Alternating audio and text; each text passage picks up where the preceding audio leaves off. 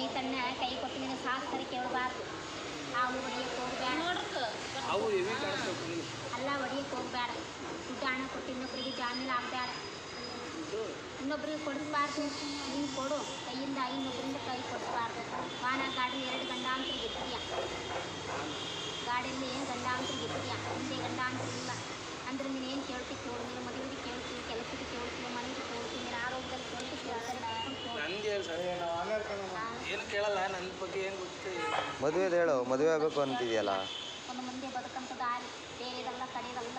ಈ ಕಾಲಕ್ಕೆ ಹಿಂಗಾಯ್ತು, ಮುಂದೆ ಏನು ಎತ್ಕೊಂಡು ಯೋಚನೆ ಮಾಡ್ತದೆ. ಸ್ಥಳ ಒಳ್ಳೆಯದು, ರೋಡು ಒಳ್ಳೆಯದು, ಮನೆ ಒಳ್ಳೆಯದು. ರೋಡಿಂದ ಸ್ಥಳದಿಂದ ಏನು ತೊಂದರೆ ಇಲ್ಲ. ಅಂದರೆ ಇದು 3 ವರ್ಷದಿಂದ ಭಾಳ ಕಷ್ಟ ಅನುಭವಿಸಿದೆಯಾ. ಅರ್ಥ ಆಗ್ತೈತಾ? ನೋಡಿದ್ರೆ ಚೆನ್ನಾಗಿದೆಯಾ, ಒಳಗೆ ಒಟ್ಟಿಗೆ ಮೇಲೆ ಗಂಭೀರ.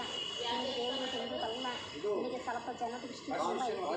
ಜನಗಳು ಅಂದರೆ ಹಿಂದೋದ್ರು ಹಿಂದಾಡ್ಕೊಂತಾರೆ, ಅವ್ರು ಒಳಗನೊಬ್ಬರು ಬೇರೆ ಕೈ ಮದುವೆ ಕಾಯಿಲೆ 2 ಕಡೆ ಯೋಗ ಇಷ್ಟು ಅದನ್ನು ಇಷ್ಟಪಟ್ಟರೆ ಆಗುತ್ತೆ. ಅರ್ಥ ಆಗುತ್ತಲ್ಲ, ನೀವು ನಂಬಿದ್ರೆ ಆಗುತ್ತೆ, ಇಷ್ಟಪಟ್ಟರೆ ಆಗುತ್ತೆ. ಕೆಲಸ ಪಾತ್ರ ಏನು ಮೋಸ ಇಲ್ಲ. ಆರೋಗ್ಯದಲ್ಲಿ ಸ್ವಲ್ಪ ನೀರು ಬರೋದಿಲ್ಲ, ಟೈಮ್ ಸರಿಯಿಲ್ಲ.